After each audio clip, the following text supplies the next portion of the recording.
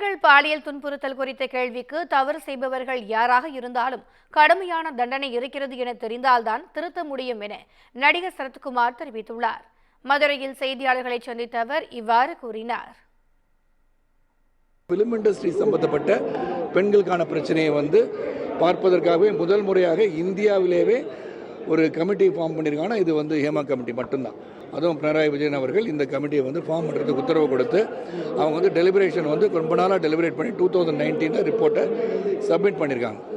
அதில் உள்ள கோரிக்கைகள் என்ன என்று சொன்னால், ஒன்று பேசிக் கம்யூனிட்டிஸ் இல்லாமல் சுகாதார சீர்கேடாக இருக்குதுன்னு சொல்லியிருக்காங்க. முதல்ல அவங்க சொல்கிறது, எங்கள் ஒர்க் பண்ணுற இடத்துல ஒர்க்கிங் அட்மாஸ்பியர் சரியில்லை, எங்களுக்கு ஒரு டாய்லெட் வசதி இல்லை, இதை சொல்லியிருக்காங்க. அதுக்கப்புறம் அவங்களுக்கு பல பிரச்சனைகள் இருக்குது, செக்ஷுவல் ஹராஸ்மெண்ட்டை பற்றி சொல்லியிருக்காங்க.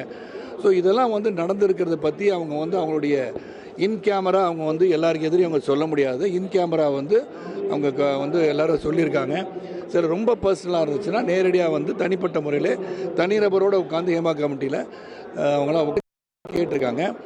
அதன் அடிப்படையில் அவங்க என்ன சொல்கிறாங்கன்னா, அது யாரையும் ஷேம் பண்ணுறதுக்கோ யாரையும் அவதூறு சொல்வதற்கோ அவங்க எந்த விதத்திலும் பேரை மென்ஷன் பண்ணி அவங்க ஒன்றும் சொல்லலை.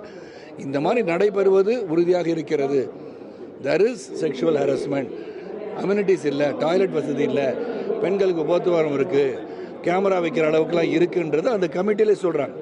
இது மனைவி சொன்னது புதுசாக சொல்ல, அந்த கேமரா அது என்ன சொல்கிறாங்கன்னா, ஒரு தனி அறையில் போய்ட்டு அவங்க ட்ரெஸ்ஸை மாற்றிக்கோங்கன்னு சொன்னால் அங்கே கேமரா இருக்குமோன்ற அச்சம் வந்துவிடும் என்பது 38வது சரத்தில் இருக்குது அந்த கமிட்டியில் நான் பார்த்தேன்.